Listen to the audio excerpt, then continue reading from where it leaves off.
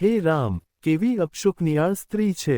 આજે કરવા ચોથના દિવસે જ પતિને હાર્ટ એટેક આવ્યો. ખબર નહીં તેનો પતિ બચશે કે નહીં. ભીડમાં બેઠેલી કેટલીક સ્ત્રીઓ વાતો કરી રહી હતી અને સંધ્યા સુમસામ વરંડામાં બેઠી હતી. વચ્ચે વચ્ચે તેના બંને બાળકો પૂછવા લાગતા, મમ્મી, પપ્પા ઠીક થઈ જશે ને? તેઓ ઘરે ક્યારે આવશે? સંધ્યાને પોતાને જ કંઈ ખબર નહોતી. તેના સસરા પડોશીઓ સાથે તેના પતિને લઈને હોસ્પિટલ ગયા હતા. આજે તે કેટલી ખુશ હતી.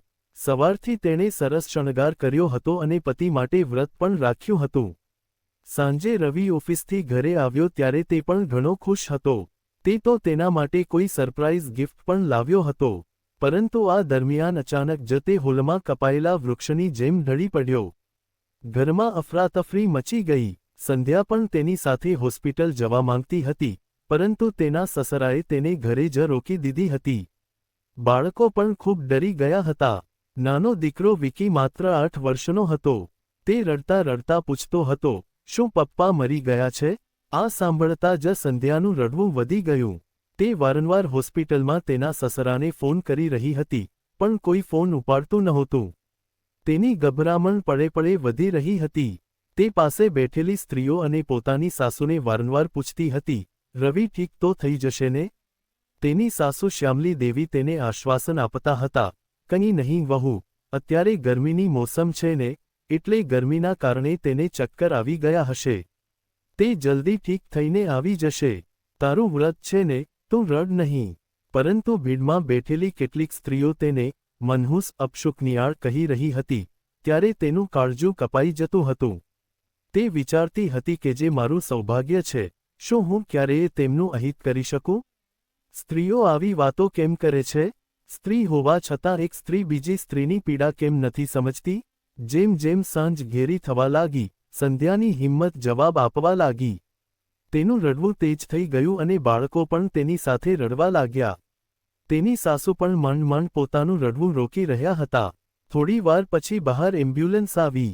સંધ્યા કહેવા લાગી, બાળકો ઉઠો, જુઓ તમારા પપ્પા આવી ગયા.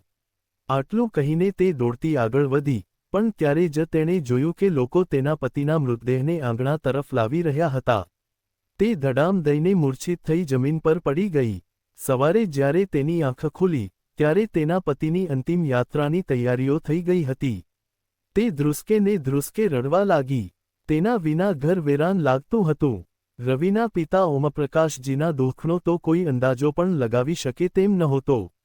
જ્યારે લોકો દીકરાની નનામી લઈને ઘરની બહાર નીકળવા લાગ્યા, ત્યારે તેઓ પણ ફાટી પડ્યા.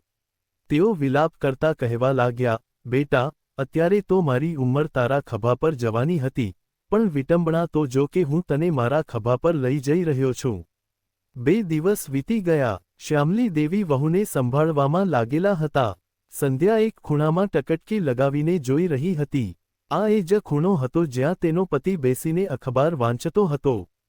ત્યારે જ ખભા પર કોઈનો સ્પર્શ અનુભવીને તેની તંદ્રા તૂટી. તેની સાસુ જમવાની થાળી લઈને ઊભા હતા. તેમણે ધીમેથી કહ્યું, વહુ, જમી લે. બાળકોને પણ ખવડાવી દે, તેઓ પણ ક્યારના ભૂખ્યા છે. સંધ્યાએ બાળકોને જમાડવાનું શરૂ કર્યું. જ્યારે બાળકો ધરાઈ ગયા ત્યારે વધેલું ખાવાનું તે પોતે ખાવા લાગી. હજુ તેણે પહેલો કોળિયો જ લીધો હતો ત્યાં જ ફોઈબાનો કર્કશ અવાજ આવ્યો. તેઓ બૂમ પાડીને બોલ્યા, હે ભગવાન!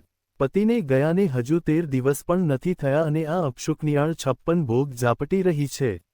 વહુ, તારે તો હવે લુખી રોટલી ખાઈને બસ ઘરના કામ કરવા જોઈએ. ભૂખ્યા પેટે રહીશ તો મન કાબૂમાં રહેશે, નહીં તો પારકા મર્દોને જોઈને મન લલચાવવા લાગે છે. ફોઈબાની વાત સાંભળી સંધ્યાની આંખોમાં પાણી આવી ગયું.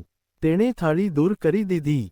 પણ ત્યારે જ તેની સાસુ શ્યામલી દેવી આવીને બોલ્યા, વહુ, આ શું કરે છે તું? પીરસેલી થાળીને દૂર ધકેલીને અન્નનું અપમાન કરી રહી છે? ચૂપચાપ જમી લે. જો તું બીમાર પડી જઈશ તો અમારી મુસીબત વધી જશે. ત્યારે તેની નણંદ ટોકતા બોલી, જવા દો ને મમ્મી, એમ પણ વિધવા છે, તેને આટલા નખરા ન શોભે. શ્યામલી દેવી તેમની તરફ ફરીને બોલ્યા, શું વિધવા વહુને ભૂખ નથી લાગતી? શું તેને ખાવા પીવાનો કોઈ અધિકાર નથી? અને દીદી, માફ કરજો, પણ વર્ષો પહેલા તમારા પતિનું પણ અવસાન થયું છે, તો શું સારું ખાવા પીવાથી તમને પણ એવું લાગે છે કે પારકા મર્દોને જોઈને મન લલચાય છે? આ સાંભળી ફોઈબા ગુસ્સે થઈ ત્યાંથી ચાલ્યા ગયા. તે દિવસ પછી ફોઈબા ક્યારેય ઘરે ન આવ્યા, પણ શ્યામલી દેવીને તેનો કોઈ અફસોસ નહોતો. તેમણે પોતાની વહુને સંભાળી અને વહુએ તેમને. ધીરે ધીરે સમય વીત્યો. તેના બંને દીકરાઓ ભણી ગણીને સારી નોકરી કરવા લાગ્યા અને તેમના લગ્ન પણ થઈ ગયા. સંધ્યા ક્યારેક વિચારતી કે જો તે સમયે મારી સાસુએ મારો સાથ ન આપ્યો હોત, તો મારું અને મારા બાળકોનું શું થાત? સાર મિત્રો, સૌથી પહેલા આપણો પરિવાર હોય છે. બહારના લોકો ભલે ગમે તે બોલે, પણ પરિવારે એકબીજાનો સાથ આપવો જોઈએ, કારણ કે મુસીબતના સમયે પરિવાર જ સહારો બને છે, બહારના લોકો નહીં.